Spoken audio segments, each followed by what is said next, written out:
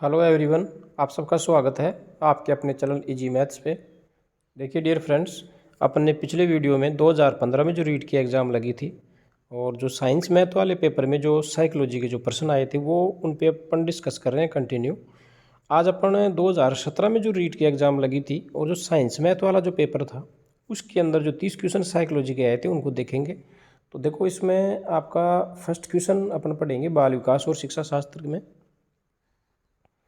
First question पढ़ेंगे इसमें,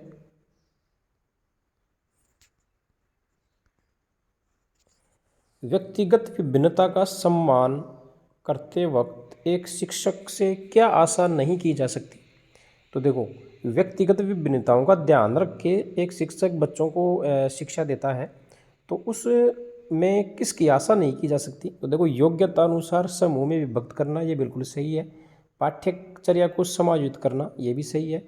शिक्षण विधियों को समायोजित करना ये भी सही है। बच्चे को स्वाध्याय के लिए छोड़ देना, यानी कि ऐसा नहीं करना चाहिए कि बच्चा स्वयं ही पढ़ ले, ये इसकी आशा एक शिक्षक से नहीं की जा सकती। नेक्स्ट क्वेश्चन है, यदि पूनम की कालानुक्रम उम्र तथा मानसिक उम्र 9 साल है तो उसकी बुद्धि लब्धि का वर्ग हो सकता है। तो देखो, इसकी बुद्धि लब्धि का जो वर्ग होगा, जब कालानुक्रम उम्र और मानसिक आयु और ये कालानुक्रमिक आयु जब बराबर होती है तो वो बच्चा जो होता है ना, ये एवरेज होता है, औसत होता है। ठीक है।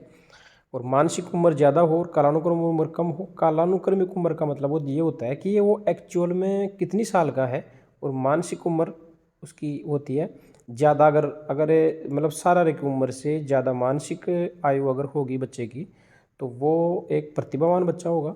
ठीक है।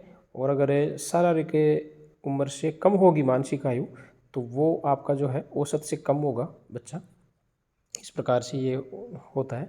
नेक्स्ट क्वेश्चन है इसमें, निम्नलिखित में से कौन से स्वलीनता के लक्षण हैं। तो देखो, कमजोर सामाजिक व्यवहार, रूढ़िबद्ध व्यवहार, कमजोर संप्रेषण, तो तीनों ही एक स्वलीनता का क्या है, लक्षण है। स्वलीनता का मतलब खुद खुद में लीन होना, है ना, यानी कि सिर्फ खुद के बारे में ही सोचना। सॉरी। नेक्स्ट क्वेश्चन है आपका, क्वेश्चन नंबर 4 है यहाँ पर।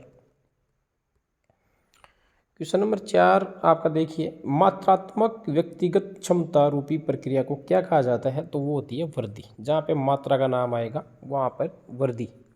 किशोरावस्था में एक बच्चे के उचित विकास हेतु माता पिता तथा शिक्षक को क्या कार्य करना चाहिए, कहने का मतलब ये पूछा जा रहा है इसमें। तो देखो, लिंग की शिक्षा देना, उचित वातावरण प्रदान करना, परामर्श और मार्गदर्शन सेवा की व्यवस्था करना, तीनों ही पॉजिटिव आंसर है, इसलिए ऊपरी लिखित सभी इसका आंसर हो जाएगा। क्वेश्चन नंबर 6 है आपका, निम्न में से कौन क्रियात्मक शोध, मतलब जो क्रियात्मक अनुसंधान होता है उससे संबंधित चरण कौन सा नहीं है। तो देखो आप यहाँ पर, यह रचनात्मक प्रतिक्रिया देता है, ये बिल्कुल सही है। और उद्देश्य और प्रणाली में खुला परिवर्तन है। त्वरित चिंताजनक समस्या के ऊपर ये केंद्रित होता है, यानी कि जल्दी से किसी समस्या का समाधान खोजने के लिए क्रियात्मक अनुसंधान किया जाता है। यह व्यवहारिक समस्या के समाधान में भी सहायक होता है, लेकिन क्रियात्मक शोध जो है, क्रियात्मक अनुसंधान शोध जो है सिद्धांत निर्माण में सहायता करता है, ये बात गलत है। ठीक है, तो ऑप्शन नंबर 1 सही हो जाएगा इसका। एक शिक्षक अपनी कक्षा में थॉर्नडाइक के सिद्धांत को लागू करने जा रहा है। ठीक है, निम्नलिखित में से क्या शिक्षक को लागू नहीं करना चाहिए।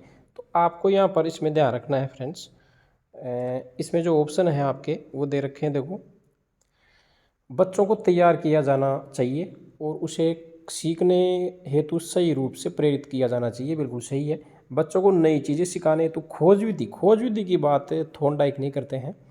उचित अभ्यास व ड्रिल कार्य दिया जाना चाहिए, बिल्कुल ये भी थॉर्नडाइक का सिद्धांत है एक प्रकार से। जहाँ तक हो सके शिक्षक को पुरस्कार का उपयोग सही रूप में करने की कोशिश करनी चाहिए। तीनों बातें थॉर्नडाइक के सिद्धांत में है, जबकि ये खोज का नाम उसमें नहीं है, क्योंकि थॉर्नडाइक का जो मूल सिद्धांत है वही करो करके करके सीखना होता है, तो उसमें ये नहीं आएगा आपका, अनुसंधान का नाम उसमें नहीं आएगा। 8वां प्रश्न है, बाल्यावस्था के दौरान अपने तथा दूसरों के नज़रिए में फ़र्क करने की में अयोग्यता को क्या कहते हैं, कहने का मतलब। तो वो होती है आत्मकेंद्रित ईगोसेंट्रिसिज्म।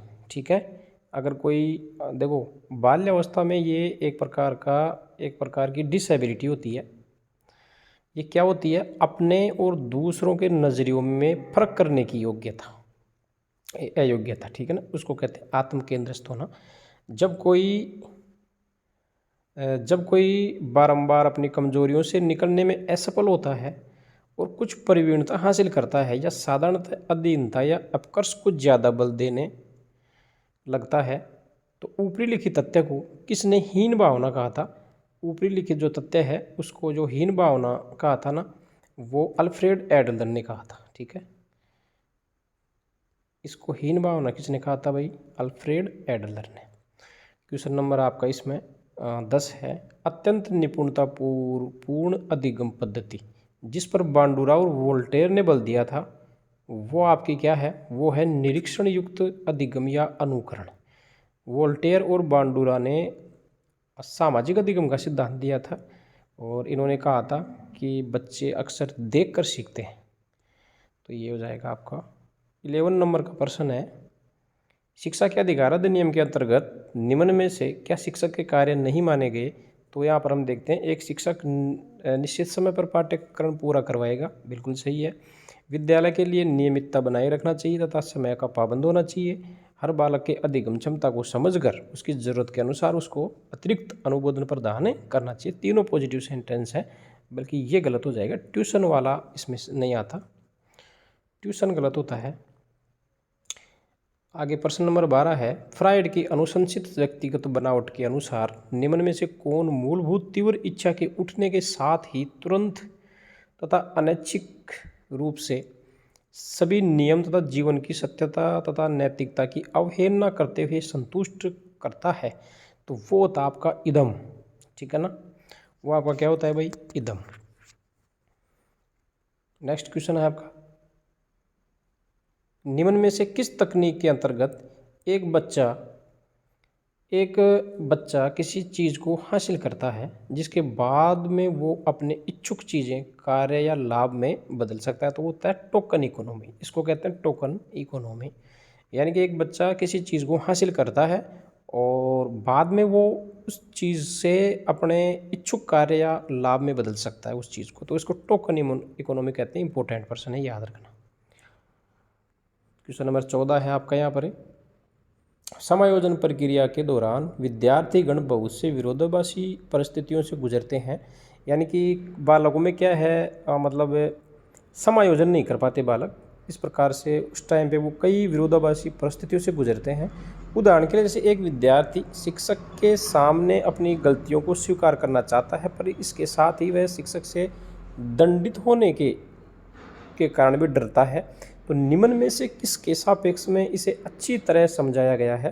तो यह है पद्धति वर्जन विरोधाभासी परिस्थिति। क्वेश्चन नंबर 15 है। एक 5 वर्ष के बच्चे में दूसरों के प्रति प्रतिक्रिया तथा संप्रेषण में कमी है, यानी कि किसी दूसरों से बात करने में थोड़ी उसको कठिनाई है, तथा असामान्य व्यवहार को वो बारंबार करता है, यानी कि जो व्यवहार सही नहीं है ना उसको बार बार दोहराता है। इस तरह के लक्षण किस चीज़ का प्रतीक है? तो वो है शैशव शवलीनता। ऐसे काम छोटा बच्चा होता है ना, शैशव अवस्था वाला, वो ही करता है।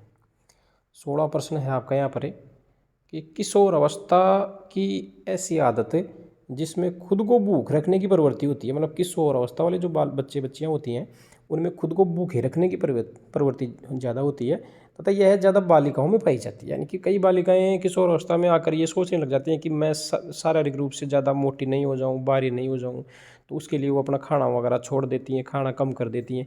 तो इस प्रकार की जो अवस्था होती है ना उसको एनोरेक्सिया अवस्था कहते हैं। ये इंपॉर्टेंट सवाल है। निम्न में से कौन सा शब्द दूरदर्शिता के लिए दिया गया है? तो यहाँ पर देखो, दूरदर्शिता के लिए ऑप्टिक एट्रोफी, हाइप्रोपिया और एस्टिग्मेटिज्म और रिफ्रैक्शन, ये तीनों ही दूरदर्शिता से संबंधित है, इसलिए इस प्रश्न को डिलीट किया गया था। आगे देखिए, सीखने का व्यवहारिक सिद्धांत आप सबको पता है। सीखने का व्यवहारिक सिद्धांत तो थॉर्नडाइक का है वैसे, लेकिन गार्डनर, हल तथा टोलमैन और कोहलर का ये देखो व्यवहारिक सिद्धांत गार्डनर का भी है, इसलिए इसको डिलीट किया गया था। इनमें 2 ऑप्शन सही थे। 19 नंबर प्रश्न है आपका फ्रेंड्स यहाँ पर, निम्न में से कौन सी संस्था प्रशिक्षण नियमावली तथा कार्यक्रमों का विकलांगता पुनर्वास के क्षेत्र में भारत में क्रियान्वयन करता है? तो वो है भारतीय पुनर्वास परिषद। इम्पोर्टेंट है सवाल ये। विकलांगों से संबंधित चीज़ों पर ध्यान देता है ये संस्था है। एक विशेष स्तर पर बच्चे मौलिक तर्क का इस्तेमाल करना शुरू कर देते हैं, सभी प्रकार के प्रश्नों का जवाब भी जानना चाहते हैं। पियाजे ने इसे अंतर्ज्ञान कहा था। पियाजे के अनुसार निम्न में से कौन से चरण का यह अर्थ है? तो वह है पूर्व संचालन। ठीक है ना, ये पियाजे की अवस्थाएं थी, तो उनमें ये जो पूर्व संचालन वाली जो अवस्था थी उसका लक्षण है ये। ज़्यादातर बच्चे प्रथम सार्थक शब्द किस उम्र में बोलने लगते हैं? तो लगभग 10 से 12 महीने के बच्चे जो होते हैं, ये 13 महीने भी आ सकता है यहाँ पर और 12 भी आ सकता है, तो यानी कि 10 से 12 महीने के बच्चे, लगभग 1 साल के बच्चे, आप क्राइटेरिया देख लेना, वो बच्चे जो है सार्थक शब्द बोलने का प्रयास करने लग जाते हैं। क्वेश्चन नंबर 22 है, बहुबुद्धि का सिद्धांत आप सबको पता है। बहुबुद्धि का जो सिद्धांत दिया था वो आपके गार्डनर ने दिया था। बुद्धि को बहुत प्रकार से इन्होंने डिवाइड किया था। निम्न में से किस सामाजिक रचनावाद दर्शन पर अत्यधिक बल दिया? तो जो वाइगोत्स्की मनोवैज्ञानिक थे, इन्होंने सामाजिक रचनावाद पर सबसे ज़्यादा बल दिया था। निम्न में से कौन सी दृष्टिबाधित विद्यार्थियों के लिए उपयोग की जाने वाली सहायक सामग्री नहीं है? तो देखो यहाँ पर बड़े प्रिंट की किताबें, बिल्कुल ये दृष्टिबाधित बच्चों के लिए सही रहेगा। विशालक कंप्यूटरीकृत किताबें, देखो कंप्यूटरीकृत नेगेटिव सेंटेंस है। वाणी संश्लेषक भी काम करेगा उनके लिए, और पाठ्य पुस्तक का अनुपूरक, ये भी सही है। तो ऑप्शन नंबर 2 इसका सही आंसर हो जाएगा। वैसे इसको डिलीट किया गया था क्योंकि इसके अंदर देखो, इसके अंदर जो है ये वाणी संश्लेषक और विशालक कंप्यूटरीकृत, ये दोनों ऑप्शन इसमें सही थे, उस टाइम पे माना था उन्होंने, तो ये इसलिए ठीक है ना, क्योंकि बच्चा दृष्टिबाधित है तो वहाँ पर वाणी संश्लेषक का कोई मतलब नहीं है, इसलिए इसके 2 ऑप्शन सही थे। श्रवण में विकृति की माप, मतलब एक प्रकार से अपन कह सकते हैं माप, जो ध्वनि जो मापी जाती है ना, वो डेसिबल में मापी जाती है। ठीक है। हर्ट्ज भी मात्रक होता है, लेकिन हर्ट्ज जो मात्रक होता है ना, वो ध्वनि की आवृत्ति का मात्रक होता है। निम्नलिखित में ऐसे कौन सूक्ष्म चलन कौशल का उदाहरण है? तो वो है लिखना। देखो, चढ़ना सूक्ष्म नहीं है, दौड़ना सूक्ष्म चलन कौशल का उदाहरण नहीं है, कूदना भी नहीं है, क्योंकि इसमें बड़ी शारीरिक क्रियाएं होती हैं तीनों में। छोटी शारीरिक क्रिया जो होती है ना, वो लिखने में होती है, इसलिए सूक्ष्म चलन कौशल कहते हैं। स्कीमा का मतलब क्या होता है? तो स्कीमा का मतलब होता है लंबे समय के यादाश्त में सूचना के संगठित पैकेट्स का एकत्रित होना। किसी चीज़ को बहुत लंबे समय तक याद रखना, अपने दिमाग में उसको बैठा लेना, स्कीमा होता है एक प्रकार से। ये प्रश्न भी इम्पोर्टेंट है।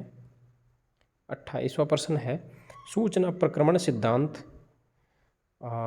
बुद्धि स्टर्नबर्ग ने दिया था। ये सूचना प्रक्रमण सिद्धांत बुद्धि को विभिन्न आधारभूत कौशलों में विभक्त करने के लिए जाने जाते हैं, जिसे लोग सूचना प्राप्त करने, प्रक्रमण करने और तर्क देकर समस्या समाधान के लिए उपयोग करते हैं। इस तरह के सिद्धांत का प्रतिपादन हेतु श्रेष्ठ किसे माना जाता है? तो वो है रॉबर्ट स्टर्नबर्ग। निम्नलिखित में से IQ स्तर में शिक्षणीय वर्ग को चुनें। निम्न दिए गए IQ का स्तर दिया है, जिसके IQ 70 से 90 के बीच, 30 से 50 के बीच, 50 से 70 के बीच और 50 से नीचे। तो ये शिक्षणीय का मतलब है जो बच्चों को शिक्षा दी जा सकती है, ऐसे बच्चों का जो IQ स्तर है वो कितना होना चाहिए? तो यहाँ पर अगर हम बात करें तो देखो, 70 से जो 90 के बीच के जो IQ वाले बच्चे हैं उनको भी हम पढ़ा सकते हैं, और जो 50 से 70 के बीच में उनको भी पढ़ा सकते हैं। 2 ऑप्शन सही हैं इसके। 50 से ऊपर के बच्चे होते हैं ना, उनको शिक्षण योग्य होते हैं, वो उनको शिक्षण करवाया जा सकता है। आगे आपका प्रश्न है, यहाँ पर लास्ट प्रश्न है इसका, आनुवांशिकता की इकाई होती है जीन, आप सबको पता है। आनुवांशिकता की इकाई जो होती है ये जीन है। इस प्रकार से हम पहले साइकोलॉजी के प्रश्न कंप्लीट करेंगे। अभी शायद 2 पेपर और रह गए इसमें, तो हम साइकोलॉजी के प्रश्न कंप्लीट करने के बाद में मैं आपको साइंस और मैथ का पेपर भी एग्ज़ाम से पहले ये सारे पेपर आपको यहाँ पर चैनल पे बता दूंगा। आप वीडियो को ध्यान से देखें, और नेक्स्ट वीडियो आए तब तक आप वीडियो को एक से दो बार देखें, शेयर करें, लाइक करें। जय हिंद, जय भारत, थैंक यू।